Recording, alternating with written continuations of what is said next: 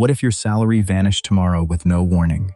No warning, no delay, no deposit, just unsettling silence. Your job still exists, but your income suddenly stops. Bills keep moving forward, even when your money cannot. Rent is due in only 3 very short days.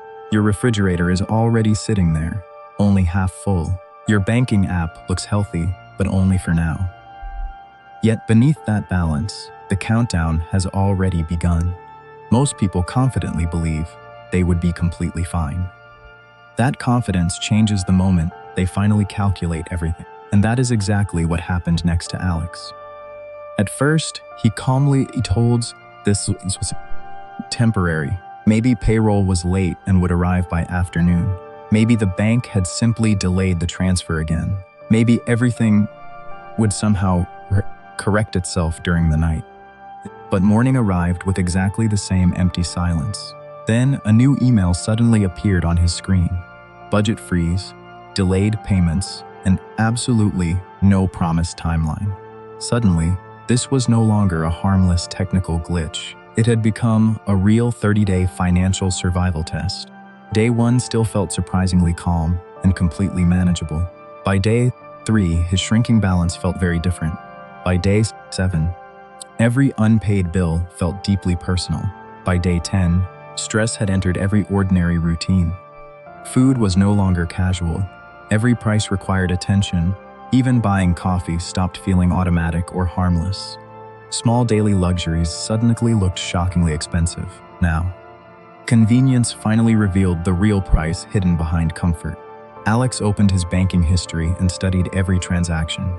He discovered small financial leaks spreading in every direction. Dozens of tiny charges had formed one quiet monster. There was no single disaster, only constant daily drift. That is exactly how most personal budgets quietly fail. Not dramatically, not instantly, but silently over time. So Alex created one brutally honest financial list. Needs went on one side, wants on the other. Rent, food, utilities, transport, and medicine remained essential. Everything else now had to justify its continued existence. Were canceled immediately that evening. Other comfortable habits took much longer to honestly admit. The first spending cut usually hurts your pride most, because spending often feels exactly like personal freedom. Until income disappears and those bright choices fade. Then freedom becomes flexibility, discipline, and room to adapt. Alex called his landlord before doing anything else. Not to beg, but to communicate early and honestly. Silence almost always makes financial problems more expensive. Honest timing created a little precious room to breathe. Next, Alex examined electricity, water, internet, and phone bills. Then he planned every low-cost meal for the month. After that, he compared transport cards, cycling, and fuel. Finally, he uncovered every hidden recurring monthly charge. He stopped building budgets from hope and vague optimism. He measured exactly how many days he could survive. That single change completely transformed every financial decision. Instead of asking, "Can I afford this today?" he asked, "How many survival days will this cost?" One restaurant meal suddenly became 3 precious working hours. One unnecessary gadget became almost 6 survival days. One careless online click became real pressure tomorrow. But cutting expenses was only half of Alex's battle. The other half required creating movement and fresh income. He looked around his apartment with completely different eyes. Not as belongings anymore, but as useful options. Old electronics became the first obvious things to sell. Spare furniture became another source of immediate cash. Clothes he never wore became useful inventory too. Even forgotten tools could become valuable to someone else. Survival truly begins the moment financial denial finally ends. His first successful sale felt strangely emotional and uncomfortable, but fresh cash flow restored a little breathing room. Then Alex forced himself to ask a harder question. What useful thing can I do that people need? Not dream jobs right now, but practical, useful work. He knew how to write clear and simple content. He could organize documents, schedules, deliveries, and daily tasks. He could help local shops move their business online. He could teach beginners basic digital tools patiently. None of these opportunities sounded glamorous or impressive. But during a crisis, useful always beats impressive. He posted small service offers inside several local groups. At first, almost nobody replied to any message. That painful silence is exactly where most people quit. Alex changed the offer, but never changed the goal. He made the promise clearer, easier, faster, and safer. Then his first real client finally sent a message. A bakery owner needed help organizing daily delivery orders. Alex built a simple system using lists and schedules. Within days, the bakery saved valuable time and confusion. Alex earned his first modest payment outside his salary. It was not big money by any reasonable measure, but psychologically, that small payment changed everything inside him. He was no longer sitting passively, waiting for rescue. He was rebuilding leverage through skills, savings, and clients. His neighbor Maya noticed the change almost immediately. She followed one practical rule about personal money. Never depend completely on only one financial door. One income, one account, one plan is dangerously fragile. 2 or 3 options create valuable breathing room. That simple sentence remained permanently inside Alex's mind. So he began building a stronger financial structure. First, he accepted a smaller and simpler lifestyle. Then he created a cleaner, more honest monthly budget. Next, he set a clear emergency savings target. Then he developed 2 realistic, reliable side income paths. Finally, he created one rule for every purchase. Will this purchase buy freedom or create future stress? That one question filtered almost every spending decision. Slowly, the constant panic began disappearing from his life, not because the underlying financial problem had vanished, but because Alex had become stronger than the problem. 30 days later, his delayed salary finally arrived, and then something genuinely surprising happened inside him. He did not suddenly feel wealthy or completely safe. Instead, for the first time, he felt fully aware. A paycheck alone can never guarantee lasting security. Practical skills create security when normal income disappears. Emergency savings create security when life suddenly changes. Flexibility creates security when every original plan fails. So if your salary vanished tomorrow, would you survive? Imagine waking up rich, yet unable to buy breakfast. Your money remains visible, but it cannot move anywhere. Across the city, every payment system suddenly stops working. Phones disconnect, digital wallets freeze, and banking apps fail. Cash machines reject everyone, regardless of their account balance. Cards fail, scanners freeze, and checkout lines stop moving. Within minutes, the modern economy stands completely still. This is when Alex discovers how fragile convenience really is. His coffee is ready, but no payment method works. Alex laughs nervously, but the cashier does not laugh. Confusion spreads quickly, turning patience into anger and fear. Everyone searches for another machine, but every machine fails. People grab water, food, medicine, batteries, and basic supplies. Ordinary products suddenly feel more valuable than digital numbers. Fuel lines grow longer as uncertainty spreads through every neighborhood. A few hours seem manageable, but what about several days? What if the payment failure lasts an entire week? Then Alex remembers the cash he once stored away. One loaf of bread now feels more real than thousands. He stops guessing and decides to prepare with clear priorities.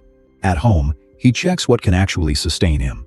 Water comes first, because money cannot prevent dehydration. Next comes food that lasts without constant refrigeration or power. Medicine matters more than luxury when systems become unreliable. Light, communication, and stored energy become essential survival tools. A bicycle may outperform a car when fuel becomes unavailable. He builds his plan around survival, not social status. His priorities are water, food, medicine, energy, and movement.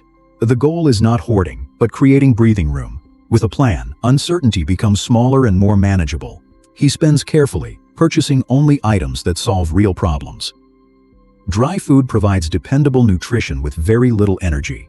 He stores water before the public supply becomes unstable. He learns cooking methods that need minimal electricity or fuel.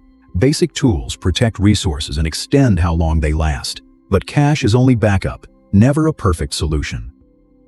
Too little is useless. Too much creates different risks. He divides emergency cash instead of keeping everything together. He refuses dependence on one bank, device, or method. Resilience begins by removing every single point of failure. Soon, rising prices reveal another hidden weakness inside money. The note looks identical, but it buys less daily. Short supplies make fair pricing difficult for buyers and sellers. Some stores accept cash, while others reject it completely. Elsewhere, people prefer practical goods instead of paper currency.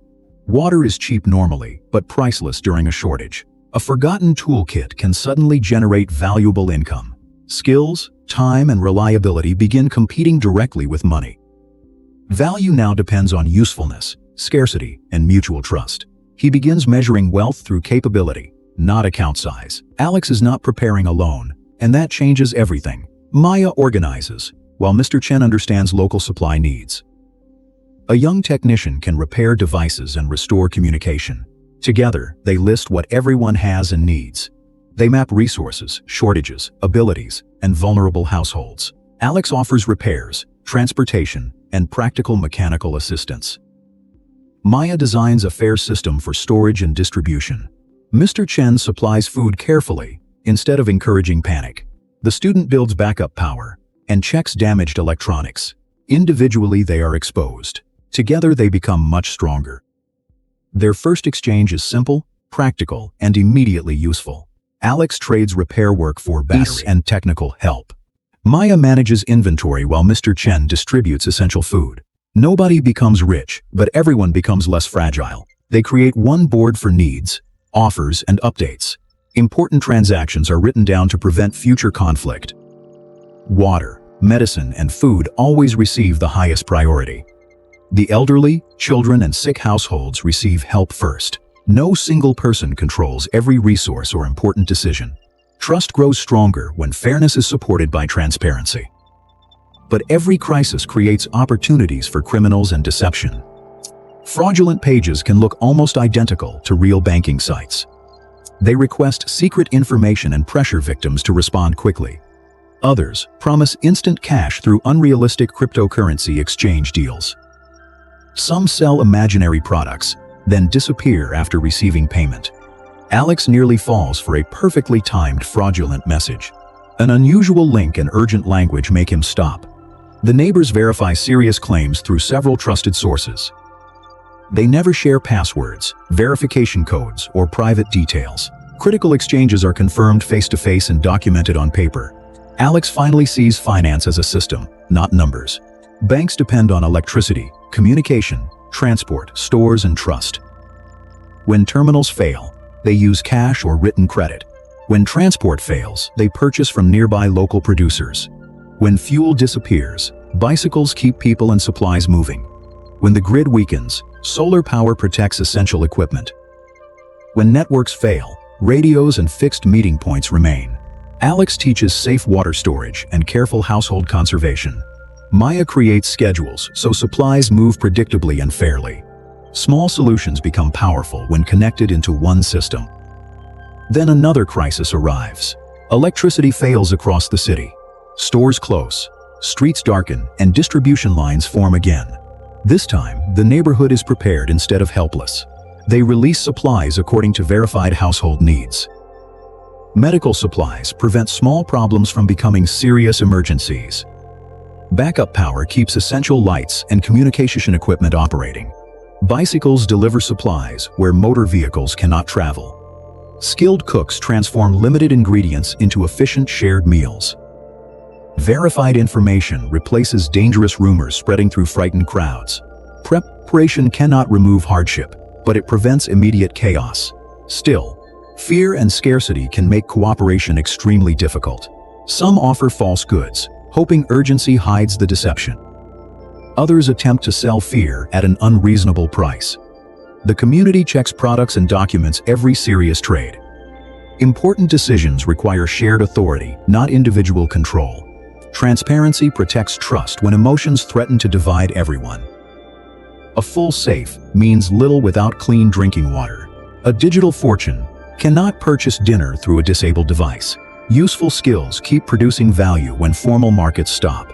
Resilience grows when businesses and residents cooperate openly. Eventually, electricity returns and payment systems slowly recover. Machines glow again, and successful transactions bring visible relief. But Alex and his neighbors refuse to forget everything. They maintain modest reserves instead of returning to dependence. He follows one rule: never depend on one system. He manages expenses and unexpected costs with greater discipline. Preparation does not make him fearful, it makes him calm. Real security combines resources, skills, alternatives, and trustworthy people. True wealth is measured by how many choices remain. Because one broken system should never control your entire life.